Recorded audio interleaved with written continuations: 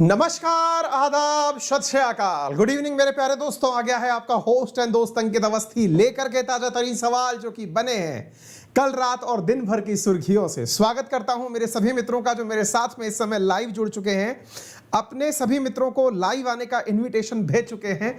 Pen paper हाथ में है, इंडिया और वर्ल्ड का मैप साथ में है। स्वागत करता हूं सभी मित्रों का। 3 मार्च 2022 रियल न्यूज एंड एनालिसिस सभी प्रतियोगी परीक्षाओं के लिए बेहद महत्वपूर्ण। फिर चाहे आप यूपीएससी, एसएससी, बैंकिंग, रेलवे, जिस भी एग्जाम की तैयारी कर रहे हो, यदि वहां पर current affairs with proper analysis पूछा जाता है तो आप सभी का स्वागत है। आइए साथियों, शुरुआत करते हैं आज के सेशन की और जानना शुरू करते हैं क्या कुछ खास है आज की प्रमुख सुर्खियों में।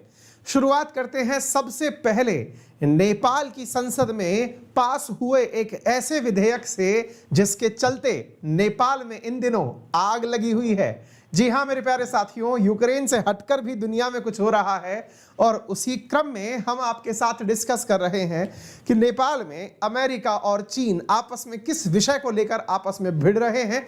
आज के सेशन में डिस्कस करेंगे। ठीक इसी प्रकार से दूसरी बड़ी खबर जो आपसे आज डिस्कस की जाएगी वो ये है कि स्वेज कैनाल में किराया बढ़ा दिया गया है और किराया बढ़ाया गया है क्योंकि इजिप्ट का खजाना खाली हो रहा है। सेशन के अंदर इसका विस्तार पूर्वक से वर्णन किया जाएगा। नंबर तीसरा, भारतीय राजनीति के अंदर एक गजब प्रकार का ट्विस्ट देखने को मिला है। चंडीगढ़ के अंदर जो म्युनिसिपल कॉरपोरेशन है, नगर निगम की तरह समझिए, उसने अपने द्वारा एक विधेयक पारित करके, एक प्रस्ताव पारित करके केंद्र को भेज दिया है कि हमारे 35 वार्ड के जो पार्षद हैं उन्हीं में से या उन्हीं के कहने से राज्यसभा में एक सांसद चुना जाए। प्राइवेट मेंबर बिल भी आया है। चर्चा करेंगे कि चंडीगढ़ को राज्यसभा का सांसद क्यों नहीं मिला है। आज के सेशन में समझने का प्रयास करेंगे। इसी प्रकार से भारत के अंदर हाल ही में पार्टिसिपेटरी नोट क्या होता है, विषय इसके बारे में चर्चा की जाएगी क्योंकि इकोनॉमी का एक महत्वपूर्ण विषय है पी नोट। चर्चा करेंगे कि पी नोट के माध्यम से भारत में आने वाला निवेश घटकर के 87,989 करोड़ रुपए रह गया है। आज के सेशन में चर्चा करेंगे कि आफ्टर ऑल पी नोट होते क्या हैं, इनके माध्यम से आने वाला इन्वेस्टमेंट रिसेंटली कम से कम 7-8 हजार करोड़ का घाटा क्यों दिखा रहा है। बहुत ही इंटरेस्टिंग रहेगा, सेशन के अंदर समझने का प्रयास करेंगे। इसी प्रकार से आज के सेशन में एक विषय और डिस्कस किया जाएगा और वो विषय है कि श्रीलंका के हालात इतने बदतर हो गए हैं कि यहां पर ऑफिसेज में कहा गया है कि एसी बंद कर दीजिए, बसों से कहा गया है कि जरूरत पड़े तो चलिए। सरकार ने बिजली काट करके 7.5 घंटे प्रतिदिन पूरे देश में काटने का निर्णय ले लिया है। क्या हैं ऐसी स्थितियां, आज के सेशन में समझेंगे। क्या हो रहा है श्रीलंका के साथ, समझने का प्रयास करेंगे। इसके साथ साथ अन्य महत्वपूर्ण जानकारियों में समझेंगे कि वियतनाम में आयोजित होंगे 31वें दक्षिण एशियाई खेल। इसके साथ साथ मेरे प्यारे साथियों, सड़क पर रहने वाले जानवरों के लिए भारत की पहली एम्बुलेंस सेवा तमिलनाडु में शुरू की गई है। इसके अतिरिक्त मेरे प्यारे साथियों, चीन ने अपने लॉन्ग मार्च 8 नामक रॉकेट से 22 उपग्रहों को अंतरिक्ष में छोड़ा है। प्रोफेसर दीपक धर वोल्ट्जमैन मेडल के लिए चुने गए पहले भारतीय बने हैं। इसके साथ में 46वां नागरिक लेखा दिवस 2 मार्च 2022 को मनाया गया है। बैंक ऑफ महाराष्ट्र ने उड़ीसा में प्रोजेक्ट बैंक सखी हाल ही में लॉन्च किया है। फसलों को बीमारियों से बचाने के लिए आईआईटी कानपुर ने हाल ही में बायोडिग्रेडेबल नैनो पार्टिकल विकसित किए हैं। कनाडा ने दुनिया के पहले पौधे से प्राप्त कोविड-19 वैक्सीन को मंजूरी दे दी है। विश्व वन्यजीव दिवस हर साल 3 मार्च को मनाया जाता है। राष्ट्रपति रामनाथ कोविंद ने राष्ट्रपति भवन में आरोग्य वन के नाम से एक स्थान का उद्घाटन किया है। इन तमाम खबरों का आज के सेशन में विस्तार से अध्ययन करने के लिए तैयार हो जाइए। सेशन को सभी साथियों से शेयर कर दीजिए और जानना शुरू करिए क्या कुछ खास है। आज के सेशन के अंदर जैसा कि आप सभी को मालूम है कि अनअकैडमी पर हमारे द्वारा एसएससी कैटेगरी के अंदर क्लासेस पढ़ाई जा रही हैं। वर्तमान में वहां इकोनॉमी चल रहा है। रेफरल कोड अंकित 10 यूज करके आप उस क्लास को ज्वाइन कर सकते हैं। मेरा रेफरल कोड अंकित 10 आपको अनअकैडमी के सभी सब्सक्रिप्शंस पर 10% का डिस्काउंट दिलाता है। अनअकैडमी के सब्सक्रिप्शंस में इस समय यूपीएससी के अंदर आइकॉनिक बैच के अंदर 25% का डिस्काउंट चल रहा है, प्लस एडिशनल 10% डिस्काउंट आपको हमारे रेफरल कोड से दिया जा रहा है। ठीक उसी प्रकार से 1 साल के सब्सक्रिप्शन पर 6 महीने का एक्सटेंशन भी आपको दिया जा रहा है, आप उसे ज्वाइन कर सकते हैं। आज का मोटिवेशन है कि लाखों किलोमीटर की यात्रा एक कदम से ही शुरू होती है। साथियों, बूंद बूंद से गढ़ा भरता है, इसका सिनोनिम है। कहने का अर्थ यह है कि यदि आपने जीवन में कुछ भी कार्य शुरू किया है, आपका हाफ वर्क डन माना जाता है जिस दिन आप काम शुरू कर देते हैं। बहुत से लोग सोचते हैं कि मैं एक दिन ऐसा करूंगा, मैं एक दिन इस तरह से एक बड़ी गाड़ी लेकर आऊंगा, मैं एक दिन बड़ा घर बनाऊंगा, एक दिन अपने दोस्तों के साथ बाहर घूमने जाऊंगा। ये सब कल्पनाएं ही रह जाती हैं। सामान्यतया अपने समाज में इन्हें मुंगेरी लाल के हसीन सपनों के नाम से भी संबोधित किया जाता है। लेकिन यदि आप लोगों ने अपना एक कदम आगे बढ़ा दिया, जैसे यदि आपने कहीं घूमने का प्लान बनाया और दोस्तों के साथ बस एक बार निकल पड़े कि भाई शुरू हो जाओ, जैसी भी व्यवस्था बैठेगी देखा जाएगा, आपकी निकलते ही यात्रा प्रारंभ हो गई और यकीन मानिए कि वो यात्रा पूर्ण होकर के ही दम लेगी, अनटिल अनलेस कुछ बहुत बड़े व्यवधान ना आ जाएं। जीवन में इसी प्रकार से आपको बहुत से कदम उठाने पड़ेंगे। जितना जल्दी हो सके अपनी दिशा पकड़ करके शुरू कर दीजिए। इसी के साथ हम भी शुरू हो जाते हैं। मेरे साथ में ललित, संजय, अयोध्या से संगीता, राकेश, शंकर, विनोबा, अभिषेक, सुशील, अरुण, बिट्टू, सोनी, किरण, अक्षय, सिमरन, सभी साथियों को वेरी गुड इवनिंग। सेशन को जल्दी से शेयर कर दीजिए और जानना शुरू करिए क्या कुछ खास है हमारे सेशन में। आज हमारे सेशन में हमारा कैमरा हिला हुआ है, हमारी टीम के सदस्यों को वो नजर नहीं आया है। कोई बात नहीं, हमने हिला दिया है, तुमको दिखाई नहीं दे रहा होगा ना मेरे प्यारे लड्डू। चलो शुरू करते हैं मेरे प्यारे साथियों। आज के सेशन में क्या है खास, अब तो हमने हिला लिया है। चलिए तो साहब, आज के सेशन में हम पढ़ रहे हैं चाइना के कारण नेपाल में हो रखा है एमसीसी विवाद। क्या है, आइए समझने का प्रयास करते हैं। भाई साहब, नेपाल को नहीं पता था कि उसके लिए चीन और अमेरिका आपस में भिड़ जाएंगे। बहुत बड़ी बात है, आइए आज के सेशन में समझिए। मजेदार बात तो यह है कि एक तरफ भारत का एक पड़ोसी श्रीलंका गरीबी से इतना जूझ रहा है कि उसको बिजली काट के काम चलाना पड़ रहा है, अपने जहाजों को समय समय पर रोकना पड़ रहा है। वहीं दूसरी ओर नेपाल के दिन सुधरे हुए हैं, इतने सुधरे हुए हैं कि उसे लोग पैसा दे रहे हैं और नेपाल के लोग पैसा लेने से इनकार कर रहे हैं। गजब बात हो रही है भाई साहब। आपको लगेगा सर क्या बोल रहे हो, अरे हाँ भाई साहब, नेपाल पर धनवर्षा हो रही है। अमेरिका ने $500 मिलियन देने के लिए उसे अल्टीमेटम दिया कि जल्दी से बताओ पैसा चाहिए कि नहीं चाहिए। एकदम भरे बैठे हैं पैसा देने के लिए, और एक तुम हो कि पैसा नहीं ले रहे हो। आप पूछोगे क्या बात कर रहे हो, मतलब नेपाल को अमेरिका पैसा देने के लिए बैठा हुआ था और नेपाल था कि पैसा लेने से इनकार कर रहा था। यह मतलब कैसा अजब संयोग है भाई, नेपाल के पास इतना पैसा आ गया क्या गुरुजी? यही तो समझना है आज के सेशन में कि ऐसा क्या था कि नेपाल 2017 से 2022 तक केवल और केवल इंतजार करवाया है अमेरिका को। अमेरिका कहे कि पैसा ले लो, $500 मिलियन दे रहे हैं, और नेपाल कहते ना रे बाबा ना, नहीं लेंगे, लेंगे तो हमारे देश में भूचाल आ जाएगा, स्थितियां बिगड़ जाएंगी, लोग सड़कों पर उतर आएंगे, लोगों को भगाने के लिए वाटर कैनन डालना पड़ेगा, लोगों के कारण इतना बड़ा विरोध देखना पड़ेगा। आप तस्वीरों से देखिए, समझने का प्रयास करिए जनाब। नेपाल को पैसे की जरूरत नहीं है भाई साहब, सब कुछ है इनके पास। ये कहते हैं अमेरिका का पैसा, ना रे बाबा ना। क्यों भाई साहब? क्योंकि अपना तो सब ऊपर वाला देख रहा है। बोले तुम्हारे ऊपर कौन बैठा है? चाइना बैठा है ना, तुमको दिखता नहीं है क्या? सब देख रहा है वो, और उसने कह दिया है कि अमेरिका से पैसा लेने की जरूरत नहीं है। लेकिन इसके बावजूद भी इन्होंने कारनामा कर ही दिया। हालांकि इनके देश में पूरी तरह से आग लगी हुई थी, लोग सड़कों पर उतरे हुए थे कि अमेरिका से पैसा नहीं लेना है। लेकिन नेपाल की संसद जो है वो समझदार निकली, इतनी समझदार निकली कि उन्होंने एग्रीमेंट कर ही डाला। 28 तारीख को यूएस और नेपाल ने $500 मिलियन का एक कॉम्पैक्ट डील साइन कर लिया। आज के सेशन में समझेंगे है क्या कहानी कि पैसा आ रहा है और आप लेने से इनकार कर रहे हैं। गजब की स्टोरी है, थोड़ा विस्तार से बताइए महाराज। तो आइए विस्तार से समझते हैं। पहले थोड़ी न्यूज की सुर्खियां देख लीजिए।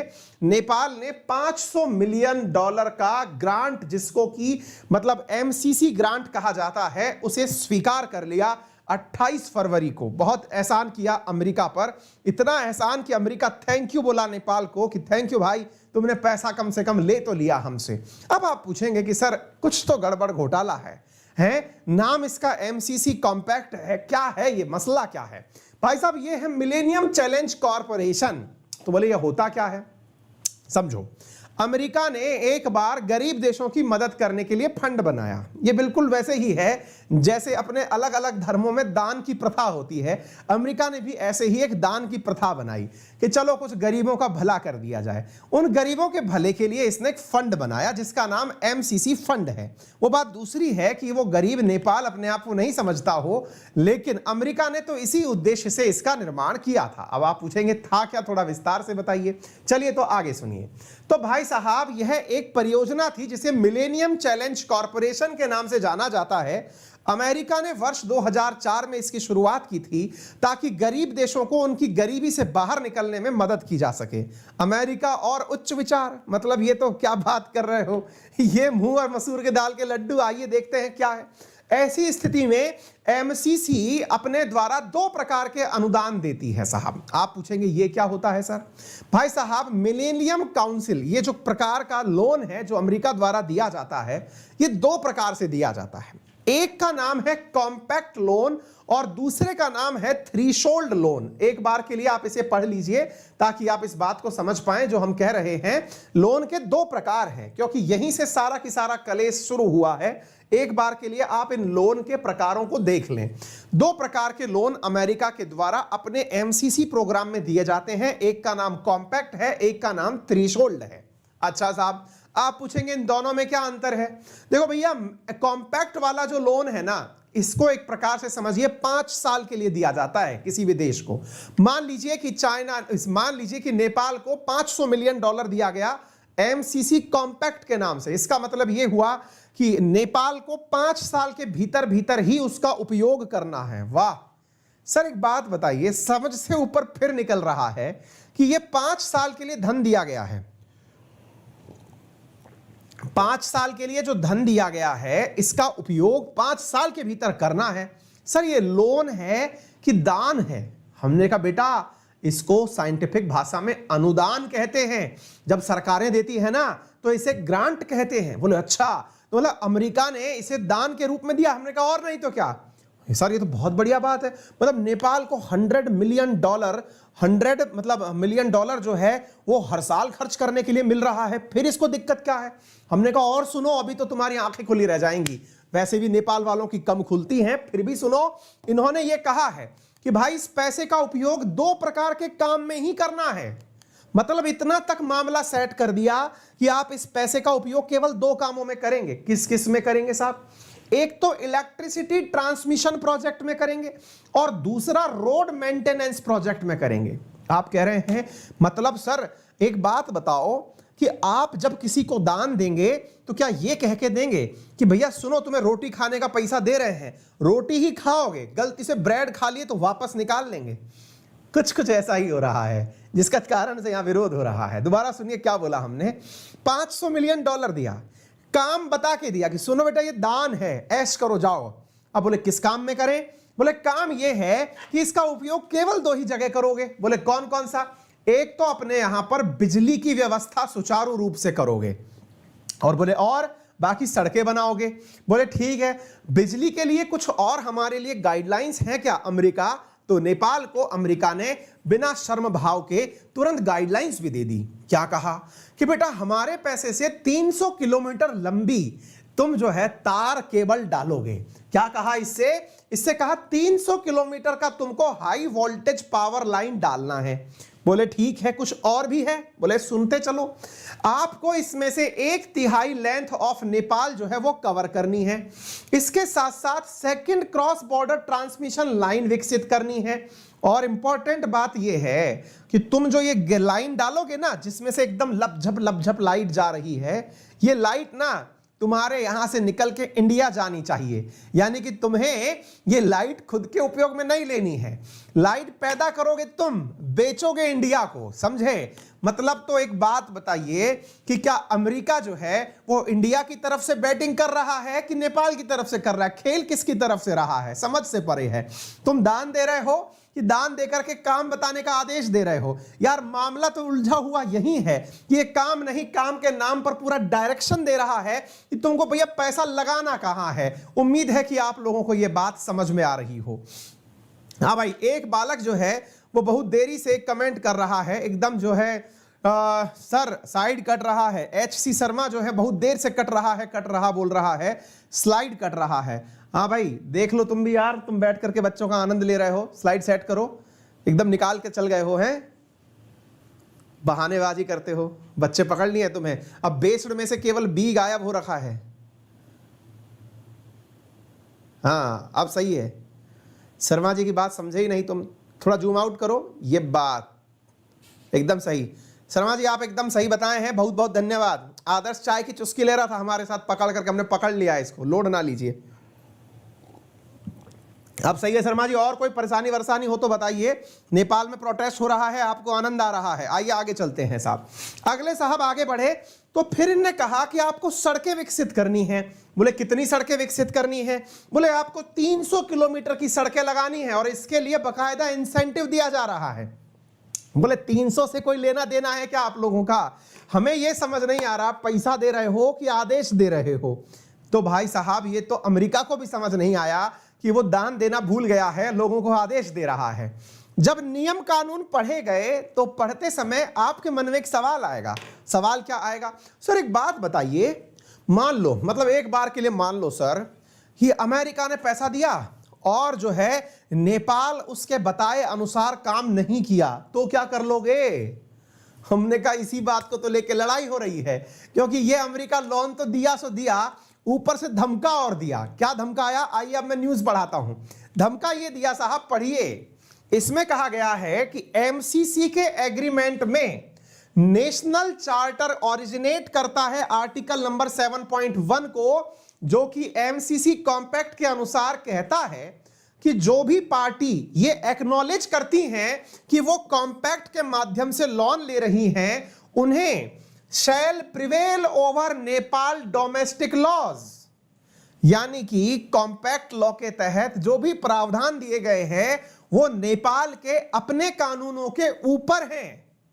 भाई साहब मतलब सिंपल सी बात समझ में आई आपको कि नेपाल के अपने जो कानून हैं उनसे ऊपर कानून है MCC कॉम्पैक्ट के तहत दिया गया अनुदान।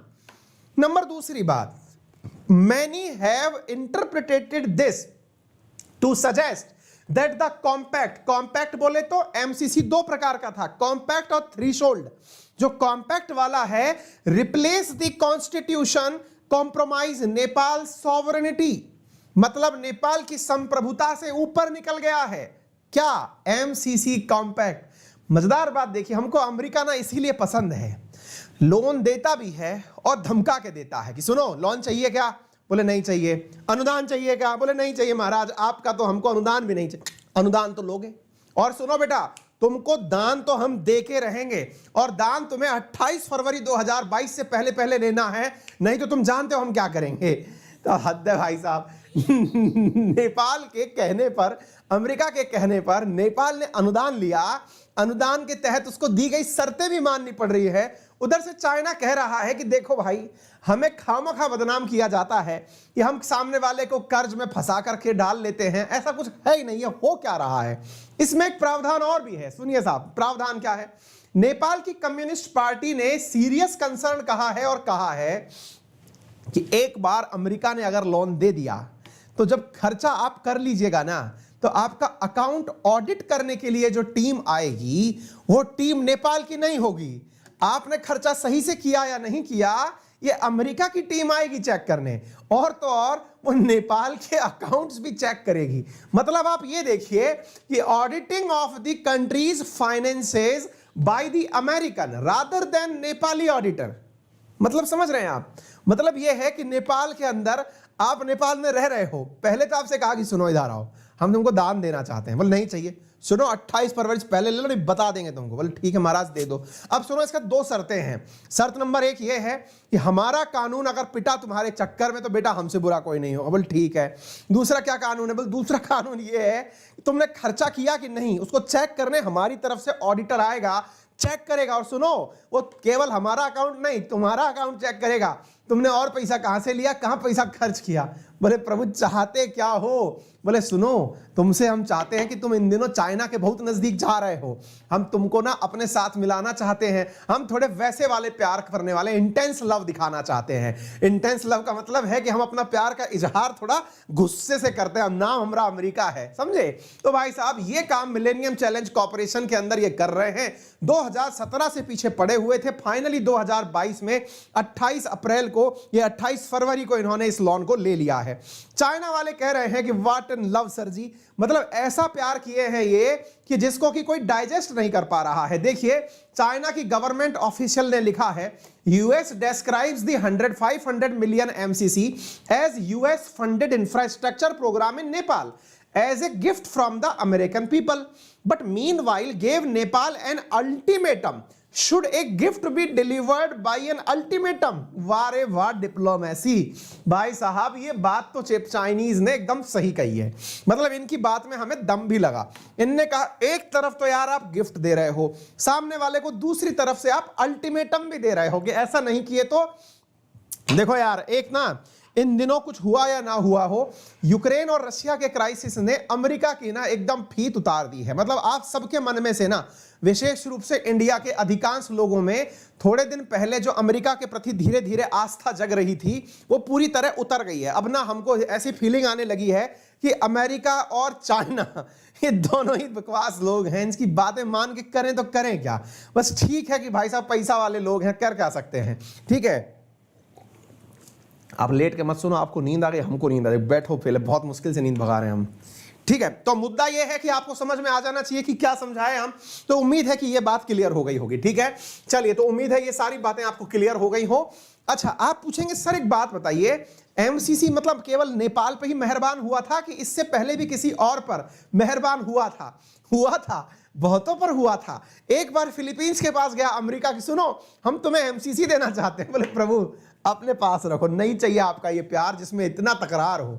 ऐसे एक बार श्रीलंका के पास गए, सोचो जो श्रीलंका एकदम बर्बाद हुआ फिर रहा है, हालात ये हैं कि पैसा मांगता फिर रहा है कि भाई पैसा दे दो, दो चार लोग घूमने ही आ जाओ श्रीलंका टाइप से।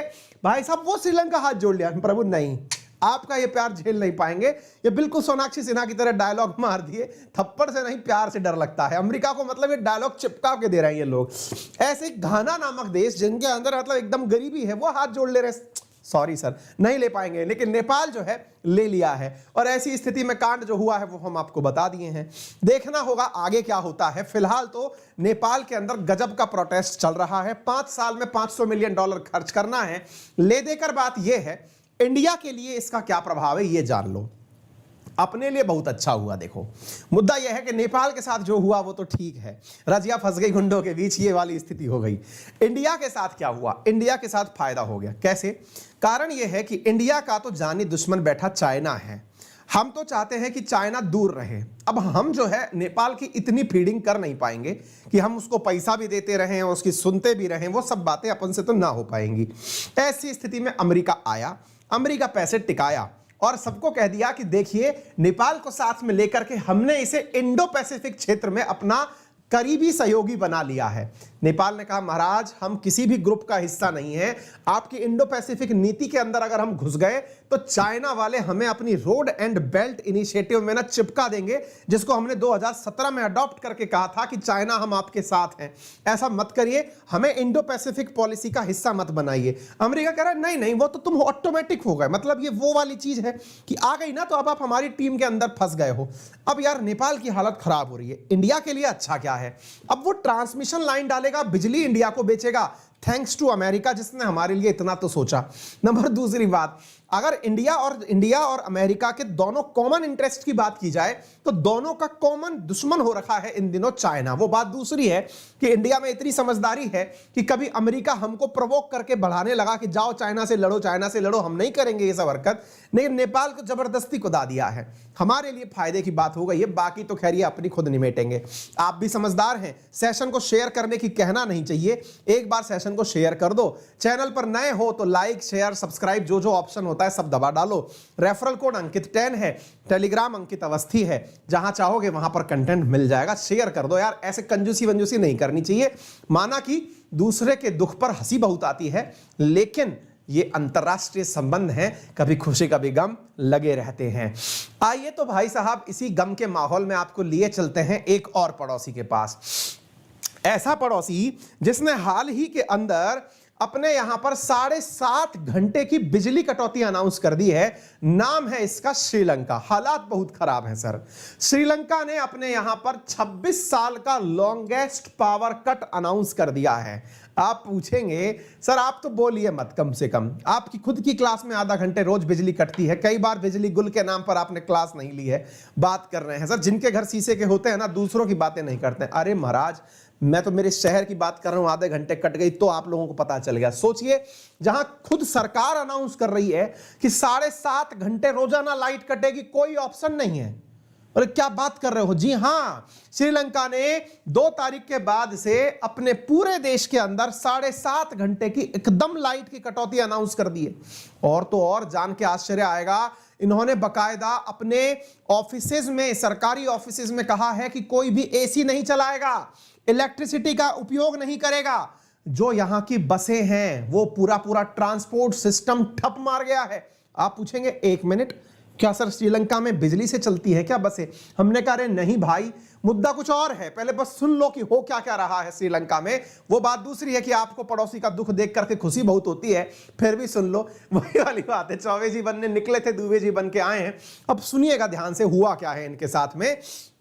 साथ में साथियों श्रीलंका के अंदर रहा सहा काम जो है वो सूखे ने पूरा कर दिया। ड्रॉट इतना पड़ रहा है कि हाइड्रो इलेक्ट्रिक पावर जनरेट नहीं हो पा रही है। मुसीबतें जो हैं वो यहां पर जाने का नाम नहीं ले रही हैं। तो आइए अब आपको हम यहां पर पूरी तरह से समझाने की प्रयास करते हैं कि हो क्या रहा है श्रीलंका के साथ में, क्यों इसने ऐसे हालात किए हैं।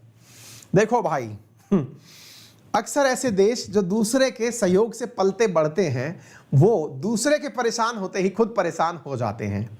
देखो इसने अपने घर में बिठाया एक बहुत करीबी मित्र जिसका नाम था चाइना। बहुत प्यार से आया, इसके नीचे से इसका हम्बन टोटा लेके चला गया।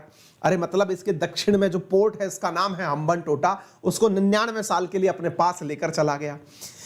इससे घबरा गया थोड़ा श्रीलंका के अंदर, समझ में आया कि यार ये तो आदमी थोड़ा खतरनाक है।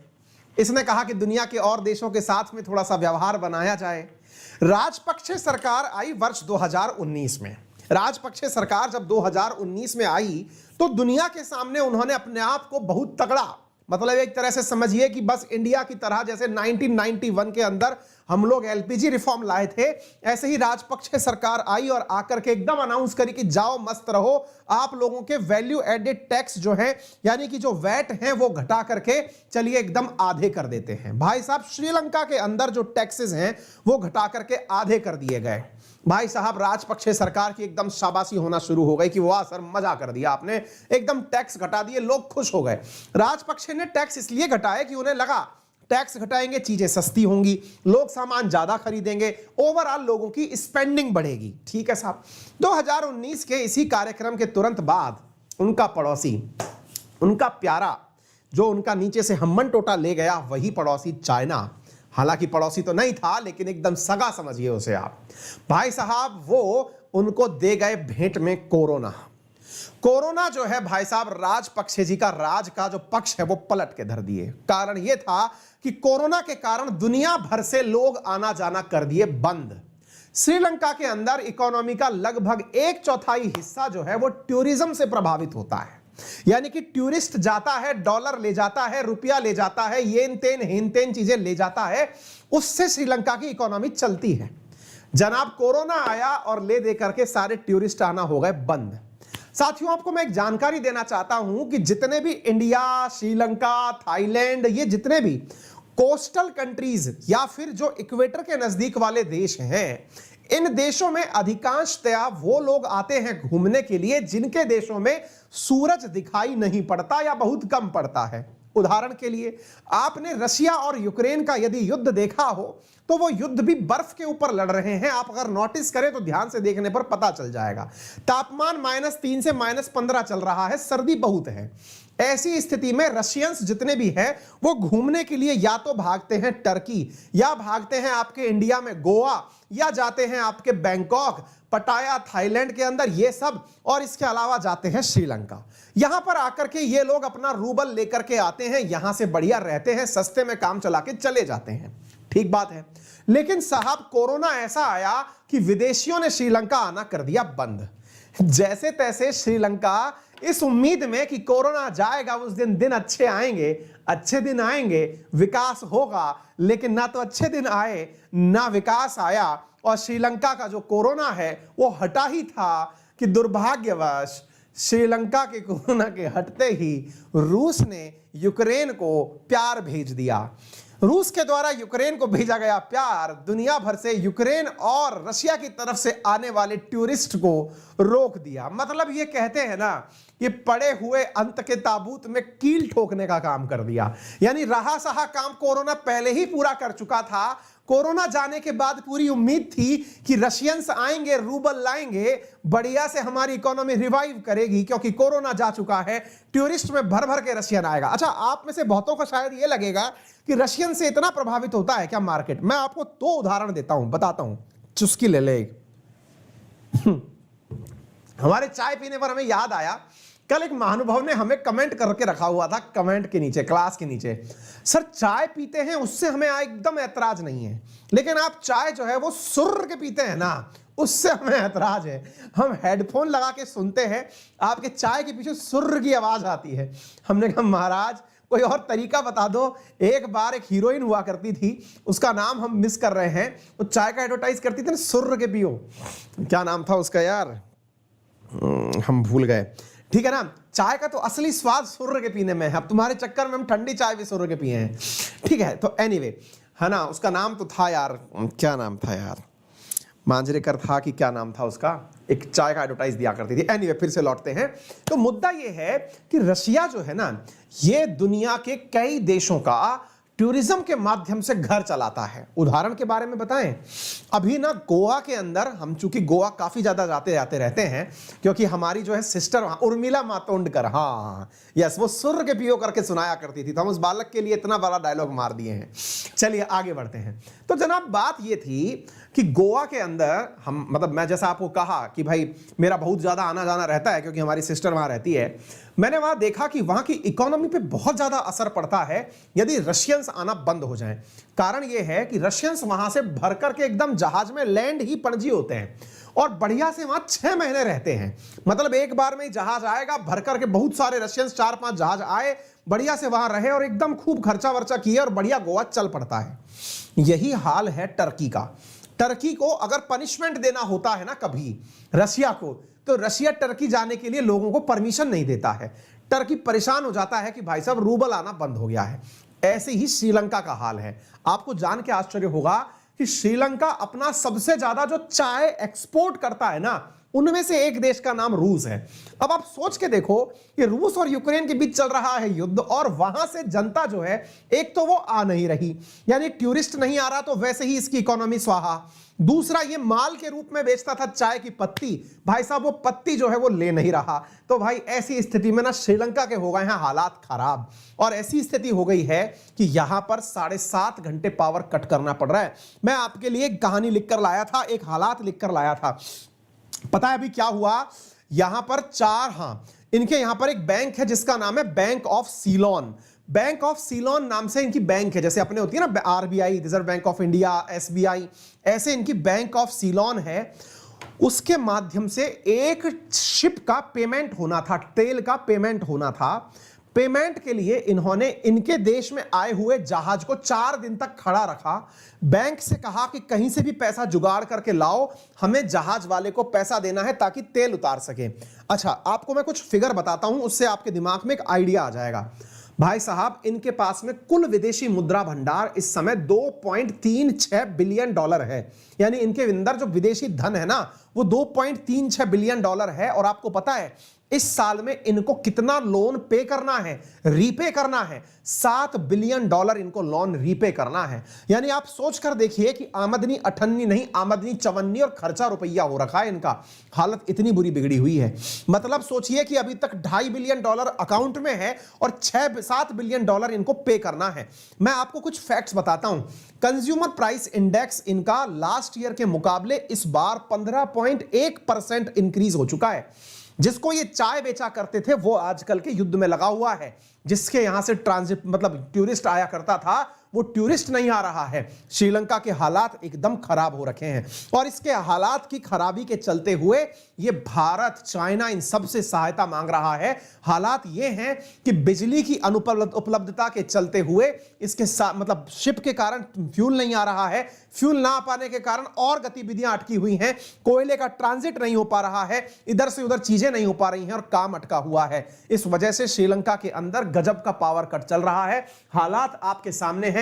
ये ऑटो वाले भैया जो हैं आपको एज ए सवारी के रूप में इंतजार कर रहे हैं। भाई साहब, जितने भी विद्यार्थी सुन रहे हैं, सेशन के अंदर लाइक शेयर करने का ऑप्शन वो शायद भूल गए हैं। वीडियो को लाइक कर दो यार, इतने लोग सुन रहे हो, कम से कम श्रीलंका के हालात पर ही कर दो। कम से कम वो ये तो समझ पाएंगे कि अंकित अवस्थी ने इतना बड़ा मुद्दा उठाया था, हमारे हालात उठाए थे, और आप लोग थोड़ा पैसा वैसा निकालो, श्रीलंका घुमाओ, गोवा से नीचे ही निकल लेना, थोड़ा रामेश्वरम जाना, वहां से एकदम बोट में बैठना, मछुआरों के साथ मच्छी मारते हुए पहुंच जाना, घुमाओ थोड़ा श्रीलंका और थोड़ा रुपया धेली खर्च कराओ वहां जाकर के, ठीक है। तो गवर्नमेंट जो है ना वहां पर बहुत बुरी तरह से, क्योंकि फ्यूल नहीं मिल रहा है, ऐसी स्थिति में कहा गया है कि जो फ्यूल है वो केवल और केवल जो है वो गवर्नमेंट व्हीकल के लिए ही यूज होगा। प्राइवेट व्हीकल के अंदर तो फ्यूल भी उपलब्ध होना बंद हो गया है। 1996 के बाद जाकर के ऐसे हालात आए हैं। आप सोच सकते हो कि क्या हालात हैं। फॉरेक्स इनका एकदम स्वाहा हो चुका है, आइलैंड की हालत खराब हो चुकी है, राजपक्षे सरकार की नीतियां जो हैं वो फ्लॉप मार रही हैं। उम्मीद है कि आप लोगों को समझ में आ जाए। हमें यह समझ नहीं आ रहा कि हमारी टेक्निकल टीम ने बकायदा कंटेंट बनाते समय पावर कट का टाइम तक लिखा है, जैसे कि आप में से कोई मेरी क्लास श्रीलंका से ले रहा हो। देखो जरा भाई साहब, हद मचा दी है इन लोगों ने। यहां पे आप देख सकते हैं प्राइवेट बस ऑपरेटर्स एसोसिएशन का कहना है कि जनाब मतलब हमारे यहां पर फ्यूल की इतनी दिक्कत हो गई है कि हमारा ट्रांसपोर्ट सिस्टम कोलैप्स कर जाएगा। हाइड्रो इलेक्ट्रिक डैम चल नहीं पा रहे हैं क्योंकि बिजली की शॉर्टेज हो रखी है। रेगुलेटरी बॉडीज का कहना है कि सीलोन इलेक्ट्रिसिटी बोर्ड से कहा गया है कि महाराज बिजली दे दो, लेकिन वो बिजली नहीं दे पा रहे हैं। श्रीलंका के अंदर हालात बहुत ज्यादा खराब हैं क्योंकि इनके यहां पर विदेशी मुद्रा के हाल बिगड़ चुके हैं। अब आप पूछना चाहेंगे सर बेचारे की हालात तो बहुत खराब हो गए, अब थोड़ा बता भी दो कि कोई इसकी मदद कर रहा है कि नहीं कर रहा है। विशेष रूप से इंडिया के बारे में बता दो क्योंकि इंडिया भी दानदाता के रूप में काम करता है। हमें देखो इंडिया दे तो जमता है क्योंकि इंडिया के पास है देते समय। मजाक तो तब हो जाती है जब पाकिस्तान कह देता है चिंता ना करो हम हैं, हम 2 रोटी मांग के लाएंगे, आधी तुमको खिलाएंगे। वो वाला हाल पाकिस्तान भी करता है। यानी सोचो श्रीलंका को पाकिस्तान अपने लाए गए कर्जे में से पैसा दे चुका है। एनीवे, फिलहाल के लिए यहां देखो, India has extended A line of credit. Line of credit का मतलब होता है कि सुनो भाई, तुम कर्जा हमसे लेते रहो, जब पैसा आए तब दे देना टाइप से ना। जैसे क्रेडिट कार्ड में नहीं होता है कि आपके पास पैसा नहीं है तो भी आप पैसा यूज कर सकते हैं, ऐसे ही यहां पर जो है लाइन ऑफ क्रेडिट $500 मिलियन का श्रीलंका के द्वारा पेट्रोलियम प्रोडक्ट परचेज करने के लिए गवर्नमेंट ऑफ इंडिया के द्वारा 2 फरवरी को दिया गया था, जिसका ये पेट्रोल फूंक करके गाड़ी चला दिए हैं। इसी प्रकार से साथियों अगर आप आगे की तरफ देखें तो यहां पर बसिल राजपक्षा जनवरी 15 को यहां पर इन्होंने बकायदा भारत के साथ में बातचीत करके ये कहा था कि जनाब अगर हो सके तो थोड़ा बहुत पैसा हमारे लिए रिलीज कर दो। भारत प्रयास कर रहा है कि इनके पास में पैसा पहुंचा दिया जाए। वर्तमान स्थितियां काफी घातक हैं।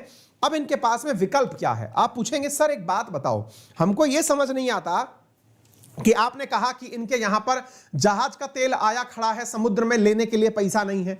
एक बार के लिए मानो कि श्रीलंका पैसा नहीं चुकाया तो क्या कर लेगा कोई? बड़ा सवाल है। सर इंडिया ने लाइन ऑफ क्रेडिट मान लीजिए श्रीलंका को दे दिया कि तुम पैसा लो और ऐश करो। सर मान लो कि श्रीलंका पैसे नहीं चुका पाया तो क्या कीजिएगा? हैं? और सर एक बात बताओ, इनके यहां भी तो खुद की कोई बैंक होती होगी ना। श्रीलंका वाले अपना रुपया छाप के दे का ही नहीं देते हैं। हमने कहा बेटा वो विदेशी लोग जो है ना बहुत समझदार हैं, वो कहते हैं कि तुम्हारा रुपया नहीं चाहिए, डॉलर चाहिए। डॉलर है नहीं तो करें क्या? डॉलर के लिए ये दूसरे देशों से डॉलर लेता है। फिर आप पूछेंगे चीन क्या कर रहा है? चीन तो देने को तैयार बैठा है, लेकिन उसका प्यार फिर वही वाला बात है कि इनका प्यार जो है वो इंतकाम तक ही लेके जाता है। एक बार हम्मन टोटा, इस बार कोलंबो ले जाएगा। ऐसी स्थिति में ये वैसे डरे पड़े हैं। फिर आप पूछेंगे सर एक बात बताइए, कुछ तो तरीका होगा। कोई देश ऐसे तो फेल मार जाएगा। जब कोई देश फेल मार जाएगा तो चलेगा कैसे? आप थोड़ा बताइए ना। तो हम बताते हैं।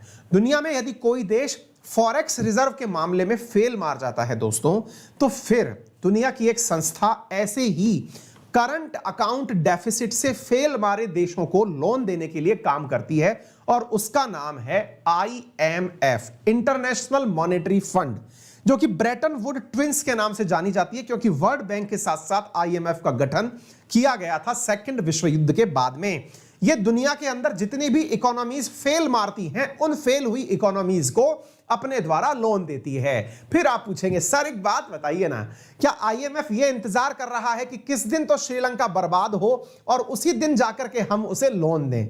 भाई साहब, हमारी जो बड़ी बेटी है जिसका नाम अकीरा है, वो एक बड़ी कुर्सी पे बैठने की निरंतर कोशिश कर रही है। यदि गलती से आपको धड़ाम से आवाज आए तो समझ जाना कि कुर्सी टूट गई है। ठीक है, तो भाई साहब आगे की बात सुनिए। तो अब सवाल यह बनता है कि भाई अब इस स्थिति में कि यदि आईएमएफ लोन देता है तो सर एक बात बताइए कि आईएमएफ के लोन की स्थिति में करें क्या? कोई देश आईएमएफ का लोन पहले ही क्यों नहीं ले लेता है? इतना ज्यादा इंतजार किस बात का होता है कि एक बार के लिए तू बर्बाद हो जा तब जाकर के तेरे को लोन देंगे? ऐसा होता है क्या? चलिए मैं आपको थोड़ी जानकारी देता हूं। आईएमएफ का लोन मिलने से पहले एक बहुत बड़ा बवाल यह है कि आईएमएफ लोन देने से पहले सामने वाले से बहुत सारी कंडीशंस पर हस्ताक्षर करवाता है। वो लिखवाता है कि अब यहां से आगे तुम्हें मेरे अकॉर्डिंग काम करना होगा।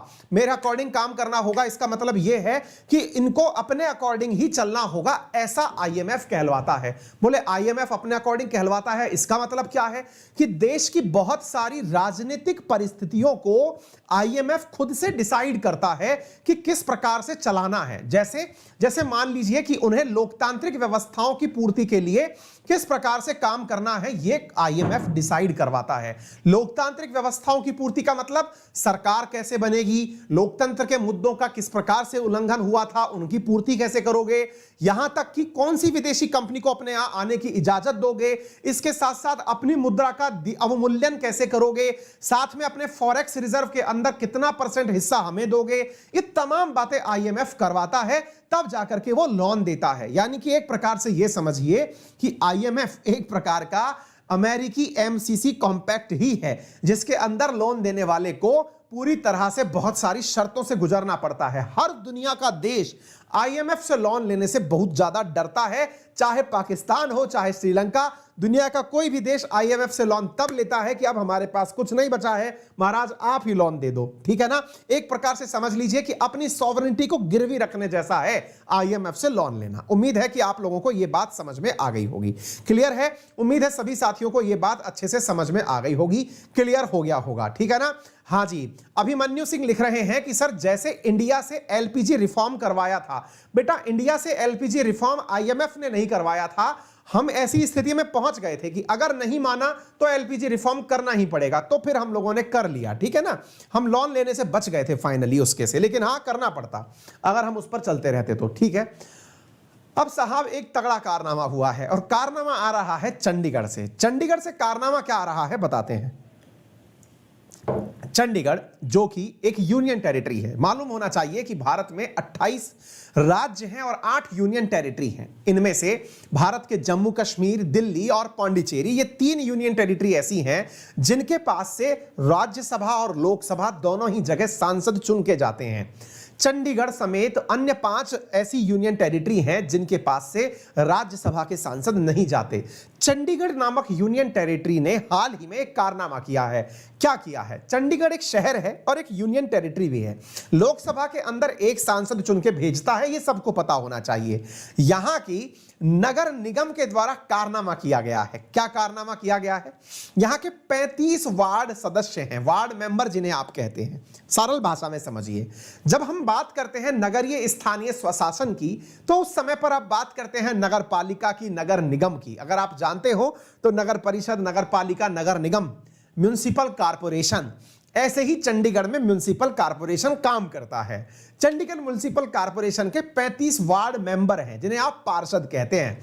इन पार्षदों ने कारनामा कर दिया है। कारनामा ये कि इन्होंने अपने द्वारा केंद्र सरकार को लिखकर भेज दिया है कि सुनिए, हम भले ही नगर परिषद हो यानी नगर निगम हो, म्युनिसिपल कॉर्पोरेशन हो तो क्या है, हम अपने द्वारा एक व्यक्ति को राज्यसभा के अंदर सांसद बनाकर भेजना चाहते हैं। हम बिल्कुल वैसे ही काम करना चाहते हैं जैसे कि राज्य की विधानसभाएं करती हैं या अन्य यूनियन टेरिटरीज के अंदर दिल्ली, पांडिचेरी या जम्मू कश्मीर करती है।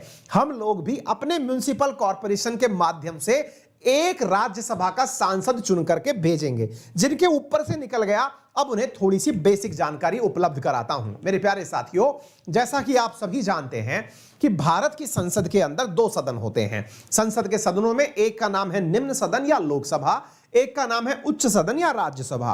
राज्यसभा के अंदर 245 सदस्य हैं, जिनमें से 233 जो हैं वो निर्वाचित होके आते हैं विभिन्न राज्यों से, और 12 सांसद वो हैं जिन्हों की राष्ट्रपति के द्वारा मनोनीत किया जाता है।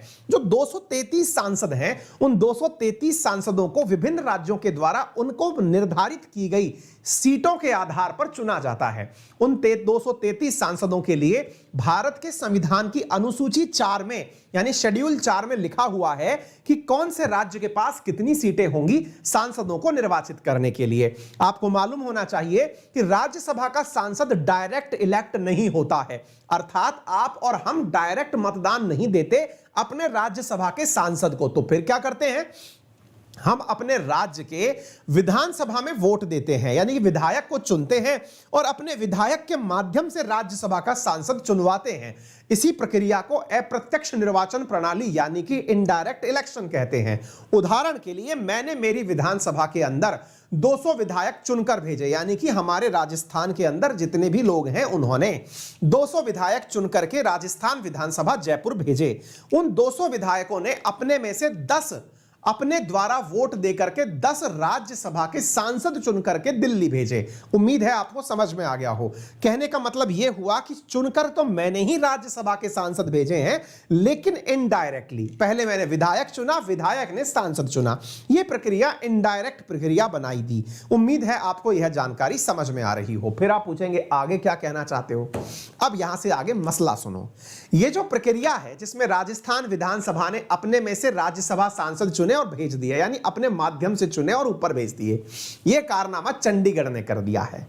चंडीगढ़ ने कारनामा यह कर दिया है कि उनके यहां पर ना तो विधानसभा है, ना ही कोई और व्यवस्था है। एक नगर निगम है, उसमें पार्षद बैठते हैं। नगर निगम ने कहा कि चूंकि चंडीगढ़ के अंदर विधानसभा नहीं है, चंडीगढ़ के लोगों का रिप्रेजेंटेशन केवल नगर निगम ही करती है, तो ऐसी स्थिति में हम अपने नगर निगम के नाते केंद्र से यह दरखास्त करते हैं कि जनाब आप एक राज्यसभा का सांसद चंडीगढ़ के लिए भी चुने और उसका निर्वाचन हम लोग करेंगे। हम 35 लोग मिलकर के करेंगे। भारत के इतिहास में यह घटना भाई साहब पहली बार है। यानी कि एक नगर निगम कह रहा है कि हम अपने में से राज्यसभा का सांसद चुन के भेजेंगे। कानूनविदों ने खोपड़ी पकड़ ली। कानूनविदों ने खोपड़ी पकड़ ली, भैया ये क्या हो रहा है। विधानसभा से तो राज्यसभा सांसद चुनते हुए देखे गए हैं, चंडीगढ़ को राज्यसभा सांसद चुनना ही था तो भाई कोई और तरीका बताता। खुद से ही निर्वाचन करने के लिए अपना बिल बनाकर भेज दिया ऊपर। और तो और आनंदपुर साहिब नाम के स्थान से पंजाब के अंदर एक सांसद आते हैं जिनका नाम है मनीष तिवारी। उन्होंने राज्यसभा के अंदर एक प्राइवेट मेंबर बिल रखा। उस प्राइवेट मेंबर बिल में यह कहा गया कि आप संशोधन करिए आर्टिकल 80 के अंदर। आर्टिकल 80 में संशोधन करके चंडीगढ़ के लिए एक राज्यसभा की सीट निर्धारित करिए जिसका निर्वाचन म्युनिसिपल कॉर्पोरेशन के द्वारा किया जाएगा। भाई साहब, इंडियन पॉलिटी में ये जो ख्याल है, ये ख्याल आज तक ख्याल ही रहा, आज तक कभी हो नहीं पाया। लेकिन इस बीच में एक तथ्यात्मक जानकारी आ गई। जानकारी ये कि ये प्राइवेट मेंबर बिल क्या होता है सर, आइए बताते हैं।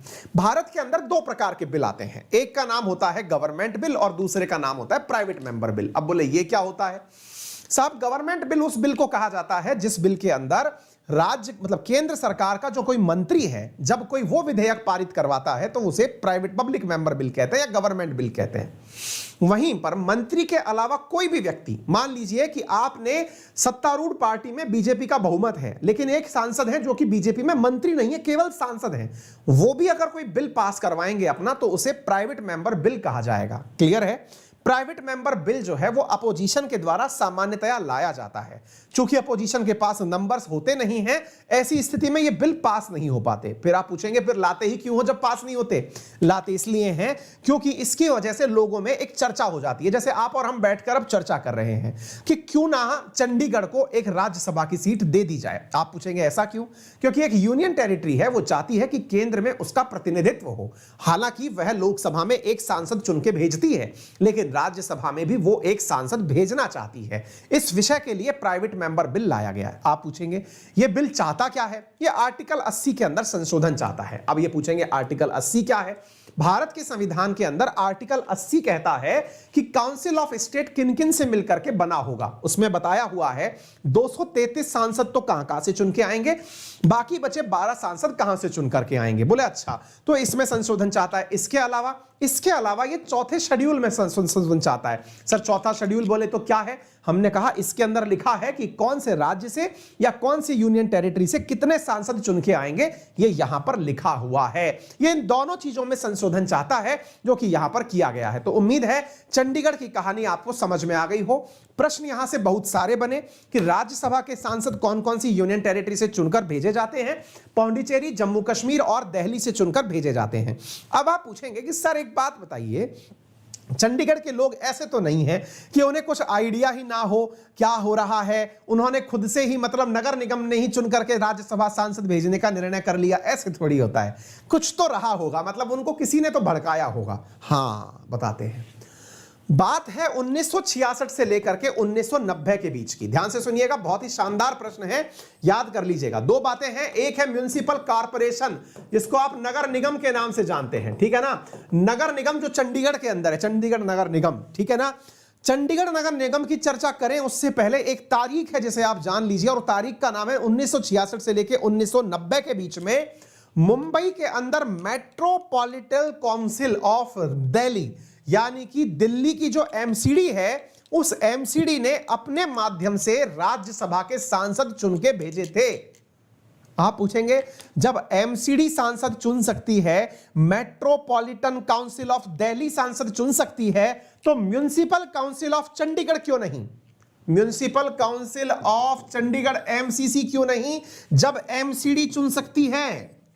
बोले एमसीडी का मतलब मेट्रोपॉलिटिकल काउंसिल ऑफ दिल्ली, जब इसने सांसद चुन के भेजे तो म्युनिसिपल काउंसिल ऑफ चंडीगढ़ क्यों नहीं भेज सकती? आप पूछेंगे क्या इन दोनों में कोई समानता है क्या? हमने कहा नहीं है। बोले समानता है तभी तो चर्चा हो रही है। हमने कहा समानता इतनी ही है कि ये दोनों शहरों के अंदर प्रशासनिक व्यवस्थाएं करती हैं, लेकिन इसका स्तर बहुत बड़ा है। मेट्रोपॉलिटिकल का मतलब हुआ कि किसी मेट्रो के अंदर होने वाली संस्था है ये।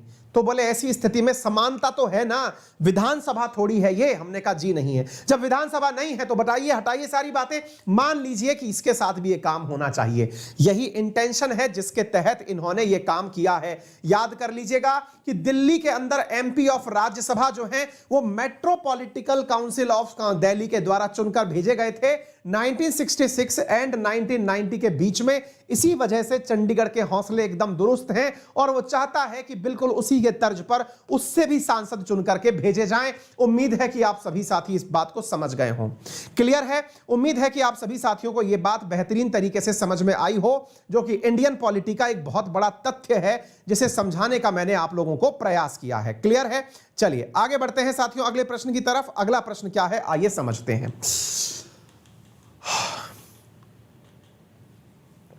साथियों एक गजब की न्यूज है, और गजब की न्यूज क्या है? Participatory note. देखिए कोशिश करिए कि आपको समझ में आए कि हमारी जो इस रियल न्यूज एंड एनालिसिस की खासियत है वो यूपीएससी के एग्जाम्स में इतनी ज्यादा क्यों है, क्योंकि हम हर सवाल को सिलेबस से जोड़ करके लेकर आते हैं। जहां मैंने इंडियन पॉलिटी का एक महत्वपूर्ण तथ्य आपको पढ़ाया, अब मैं इंडियन इकोनॉमी का तथ्य आपको पढ़ाने जा रहा हूं। इस प्रकार से आपका ये जो सेशन है ना, ये बहुत ही जबरदस्त रिच कंटेंट वाला बनता है। इसी में आज आप सीखने वाले हैं पी नोट क्या होते हैं। आप पूछेंगे सर नोट तो बहुत देखे हैं, लेकिन ये पी नोट पहली बार सुन रहे हैं, क्या है सर ये पार्टिसिपेटरी नोट? आइए बताते हैं। इंडियन पॉलिटी के नहीं, इंडियन इकोनॉमी का बहुत ही शानदार सवाल है।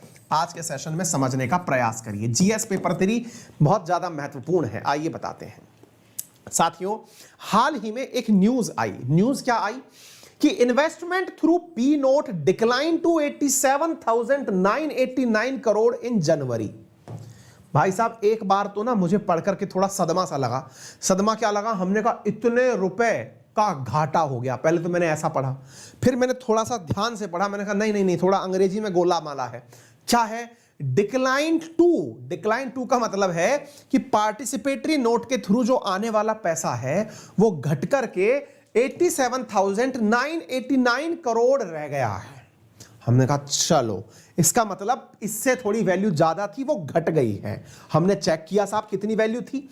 थोड़ी जब जानकारी जुगाड़ना शुरू किया, तथ्यात्मक जानकारी निकल के आना शुरू हुई, तो यह समझ में आने लगा कि भारत के अंदर जो पार्टिसिपेटरी नोट से आने वाला पैसा था वो पहले 95,501 करोड़ था, वो घट करके 87,989 करोड़ रह गया। फिर भी हमने सोचा कि दिसंबर के महीने में इतना था, अब कम हो गया। अच्छा, कम कितना हुआ? तो 7,000 करोड़ के आसपास हुआ। इतना कि इसमें मैं और मेरे जैसे कई अंकित अवस्थी कई बार जन्म लेकर खत्म कर सकते हैं। फिर दिमाग में सवाल बना कि यार एक बात बताओ, इतना पैसा कम हुआ, समझ में तो कुछ आ रहा है पैसा कम हुआ, लेकिन ये कौन सा नोट है जिसकी वजह से पैसा कम हुआ? अब बस ये पता चल जाए। चलो बताते हैं, थोड़ा ध्यान से समझिएगा। इकोनॉमिक्स का बहुत ही लवली वाला कंसेप्ट है, इसको समझने के लिए आपको थोड़ा सा दिमाग हमारे साथ चालू करना पड़ेगा। देखो भैया, बात सिंपल है।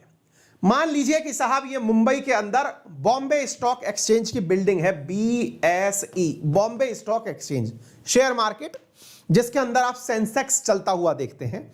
या फिर NSE की बिल्डिंग है, मान लीजिए ये रहा नेशनल स्टॉक एक्सचेंज। ठीक है साहब, आप में से कोई भी अगर देश के बाहर का नागरिक है और वो भारत के अंदर आकर के शेयर परचेज करना चाहता है, किसमें से? बॉम्बे स्टॉक एक्सचेंज से या नेशनल स्टॉक एक्सचेंज से शेयर परचेज करना चाहता है। कहां से हैं आप? देश के बाहर के रहने वाले व्यक्ति हैं, भारत के व्यक्ति नहीं हैं। आप जब शेयर परचेज करेंगे तो मतलब क्या तरीका निकलता है? जब आप शेयर परचेज करेंगे तो स्वाभाविक है कि आप अपनी करेंसी में इन्वेस्टमेंट करेंगे, मेरी करेंसी में नहीं करेंगे। अच्छा, चूंकि आप बाहर के नागरिक हैं और मेरे देश में पैसा लगा रहे हैं, तो मेरे लिए तो अच्छी बात है ना, क्योंकि ये तो दोनों की दोनों इंडिया में है। इंडिया में अगर कोई भी बाहर से बैठा व्यक्ति पैसा लगा रहा है तो मेरे लिए तो बहुत अच्छी बात है, मार्केट की वैल्यू बढ़ गई। वैल्यू बढ़ गई तो शेयर मार्केट ऊपर हो गया। इतनी बात समझ में आ गई? शेयर मार्केट में जिन लोगों ने पैसा लगाया वो तो आतंकवादी भी हो सकते हैं, वो तो फर्जी लोग भी हो सकते हैं, भ्रष्टाचारी भी हो सकते हैं, कोई जालसाज व्यक्ति हो सकता है, मनी लॉन्ड्रिंग का पैसा हो सकता है, दुश्मन का पैसा हो सकता है। क्या करें? इसके लिए हमने एक एजेंसी बनाई, उसका नाम क्या नाम है? SEBI, security exchange board of India, जो ये श्योर करती है कि भारत में जो भी पैसा आ रहा है वो एकदम साफ सुथरा पैसा है। चलिए साहब, ये भी बात पता चल गई। फिर एक बात बताओ सर, ये लोग जो पैसा लगाने आते हैं इनको बोलते क्या हैं? मैंने कहा हाँ। मैंने कहा बेटा, ये दो तरह के लोग होते हैं, एक होता है FII, एक होता है FPI, चलो तीसरा भी सुन लो, एक होता है FDI। ये क्या होता है सर? देखो बेटा, पहले तो FDI समझा देता हूं, जिसका कि इस बात से कोई लेना देना नहीं है, फिर भी समझ लो। बेटा, FDI का अर्थ होता है फॉरेन डायरेक्ट इन्वेस्टमेंट। अब ये क्या होता है? प्रत्यक्ष विदेशी निवेश। बोले इसमें मतलब क्या होता है? देखो, यदि मान लो कि भारत की जियो के अंदर या रिलायंस के अंदर फेसबुक ने पैसा लगाया, तो वो फेसबुक का हिस्सा मांग ले। अगर केवल पैसा नहीं लगाए, वो मालिकाना हक भी मांग ले कि मैं 9.5% शेयर फेसबुक के चाहता हूं। इस प्रकार से कोई भी विदेशी कंपनी पैसा लगाए और आपके देश में आपकी कंपनी का हिस्सा मांग ले, तो इसे FDI कहा जाता है। आप पूछेंगे ये कैसी बात होती है? हमने कहा अच्छी बात होती है। क्यों साहब? मैंने कहा एक बार पैसा लगाया, कंपनी का हिस्सेदार बन गया, तो बेटा भागेगा नहीं तू। अब तू सुख दुख में हमारे साथ है, पैसा तो तूने दे दिया, अब कंपनी को उठाने का काम कर, बढ़िया से चला। ये FDI सामान्यतया विदेशी निवेश में सबसे अच्छी चीज मानी जाती है। अच्छा साहब, अब दूसरी चीज होती है फॉरेन इंस्टीट्यूशनल इन्वेस्टमेंट, और तीसरी होती है फॉरेन पोर्टफोलियो इन्वेस्टमेंट। अब ये क्या होता है? देखो बेटा, ये जो बाकी दो लोग हैं ना, ये शेयर मार्केट में पैसा लगाते हैं। तो बोले क्या FDI वाला शेयर मार्केट में पैसा नहीं लगाता? मैंने कहा जी नहीं, वो सीधा कंपनी के पास आता है, रिलायंस के पास सीधा आता है, आपका इतना % हिस्सा चाहिए, दे दो। अच्छा, तो बोले सर बाकी के साथ क्या होता है? मैंने कहा ये शेयर मार्केट में पैसा लगाते हैं, ये बहुत बुरे वाले लोग होते हैं यार। बोले कैसे? शेयर मार्केट में सुबह पैसा लगाया 1000 करोड़ रुपया, और शाम को जैसे ही मंदी आने लगी खट से बेच के भाग लिए। मतलब ये वो लोग हैं जो आपकी करेंसी को, आपके देश के मार्केट को तहस नहस कर सकते हैं। कभी पैसा निकालते हैं, कभी पैसा डालते हैं, मतलब पता ही नहीं चलता क्या कर रहे हैं। इनमें से अमेरिकन बहुत आगे हैं इस मामले में। आपको मालूम होगा ना, बाइडेन ने जो अपने देश के अंदर गरीबी या कोरोना से निपटने के लिए जो पैसा रिलीज किया था, उस पैसे से बहुत सारे अमेरिकियों ने इंडिया के शेयर मार्केट में पैसा डाल दिया था। और जब उसने इंटरेस्ट रेट बढ़ाई साहब पैसा निकाल लिया उन लोगों ने। मतलब ये हमारे ऊपर बिल्कुल रिलायबल चीज नहीं है, लेकिन पैसा है तो हम मांग लेते हैं, दे दो यार, बढ़ा लेंगे, हमारी भी वैल्यू बढ़ जाएगी। चलो ये बात भी हो गई। फिर सर इन दोनों में अंतर क्या है? हमने कहा हाँ ये बात थोड़ा सा सुन लो बेटा। इनमें से सबसे ज्यादा रिस्की तो ये वाला प्राणी है, FII, जो पैसा डालता है करते ही तुरंत भागता है, बहुत डरपोक किस्म का, सबसे गंदा इन्वेस्टर होता है विदेशों में ये जो दूसरा है ना फॉरेन पोर्टफोलियो इन्वेस्टर, ये थोड़ा अच्छा आदमी होता है। आप पूछेंगे ये कैसे? बेटा ये एक ही बार में बहुत तगड़ा मोटा पैसा लगाता है, मार्केट में लगा दिया जैसे 5000 करोड़ रुपया। तो फिर आप पूछेंगे सर ये 5000 करोड़ लगाने वाला जो आदमी है ये तो कोई वारेन बफेट, बिल गेट्स हैं, एलियन मस्क जैसा आदमी होता होगा, ये आम आदमी तो हो नहीं सकता जो 5000 करोड़ रुपए आपके शेयर मार्केट में एकदम लगा दे। मैंने कहा ना ना ना ना ना, ये जो बंदा है ना ये बहुत दिमाग वाला आदमी होता है। बोले ये क्या करता है? बताता हूं बेटा। ये जो बंदा है जो कि ये 5000 करोड़ जमा करता है, ये अपने इस फंड को हेज फंड के नाम से जानता है। किस नाम से जानता है? Hedge fund. अब आप पूछेंगे सर अब ये क्या होता है, हेज फंड क्या होता है? बताता हूं भाई साहब। ये व्यक्ति बैठा है अमेरिका में, अमेरिका में बैठ के कहता है कि मैंने इंडिया के मार्केट में सेटिंग बिठा ली। सेटिंग से मतलब मैंने सेबी से परमिशन ले ली कि मैं सेंसेक्स में पैसा लगाना चाहता हूं, मैं बॉम्बे स्टॉक एक्सचेंज में पैसा लगाना चाहता हूं, सेबी से परमिशन ले ली मैंने। तो अब चूंकि तुम लोग डायरेक्ट सेबी से परमिशन लेने में डरोगे, क्योंकि वो तुम्हारा सारा खाता चेक करेगी, पूछेगी क्या से लाए, कैसे लाए, क्यों आया, फलाना आया। अपन ने तो डायरेक्ट सेबी से परमिशन ले रखी है, अपन ने तो सेबी से ये परमिशन ले रखी है कितना भी पैसा लगाओ कोई दिक्कत नहीं है। अब ये बताओ तुम लोग अगर चाहते हो तो तुम्हारे बिहाफ पर नाम तो मेरा और पैसे तुम्हारे, बोले मंजूर है? समझ में आ गया? मान लो कि ये अमेरिका में बैठा हुआ कोई भी व्यक्ति है XYZ कुमार। अब ये जो XYZ कुमार है ये ABCD से पूछता है कि तुम लोगों को भी पैसा लगाना है क्या? बोले हाँ साहब लगाना तो है। बोले लाओ पैसा दो अपना। बोले लाओ साहब कितना कितना? बोले A से कहा, B से कहा, C से कहा, D से कहा, तुम सब 1000 करोड़ दे दो। बोले ठीक है साहब, 1000 करोड़ दे दिए इस FPI वाले ने। और बोले सब मिलकर के एक फंड बनाते कॉमन, जैसे म्यूचुअल फंड होता है ऐसा, उस फंड का नाम होगा हेज फंड। अपन उस फंड को लेके इंडिया के मार्केट में पैसा लगाएंगे। बोले यार ये तो बहुत सही है। बोले सर एक बात बताओ, FPI वाले से पूछा सर एक बात बताओ, आपका जो पैसा यहां लगने वाला है हम लोग क्या कहलाएंगे? आप लोग क्या कहलाओगे? आज का चैप्टर जिस पर है पार्टिसिपेटरी नोट, P नोट। उम्मीद है आप समझ गए हों। तो P नोट क्या है? P नोट FPI के अंदर जो इन्वेस्टमेंट करने आ रहा है उस व्यक्ति ने जिन जिन से पैसा उगाया है they all are included in P notes, यानी पार्टिसिपेटरी नोट्स।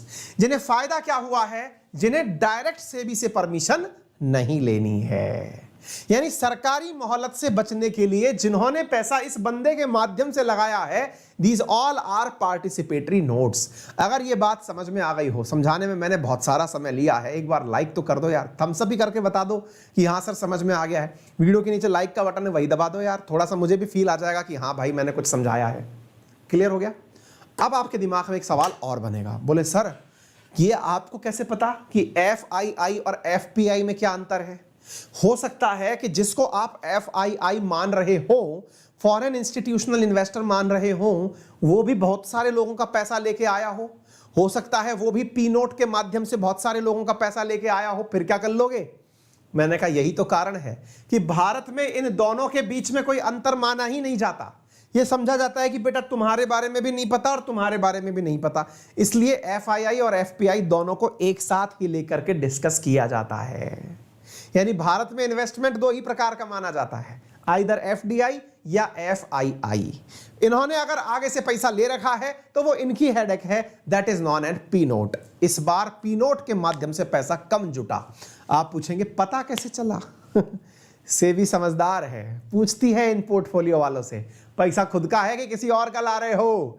सर किसी और का है। बस तो ठीक है, बताओ हमें किसका पैसा है?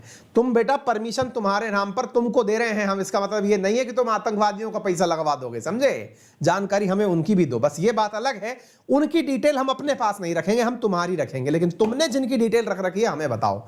यही सारा कंसेप्ट है, समझ गए हो? बढ़िया है, नहीं समझिएगा कोई बात नहीं, सोच लीजिएगा कि आउट ऑफ सिलेबस था। हमने तो समझाने का पूर्ण प्रयास किया था। सामान्यतः कंसेप्ट समझने में दिक्कतें आती हैं, लेकिन जिनको समझ में आ जाता है उन्हें गजब का आनंद आता है, उन्हें लगता है कि उन्होंने कुछ सीखा है। ठीक है, वीडियो के नीचे लाइक का ऑप्शन है, दबाने का कष्ट करते रहें और आगे बढ़ते रहें।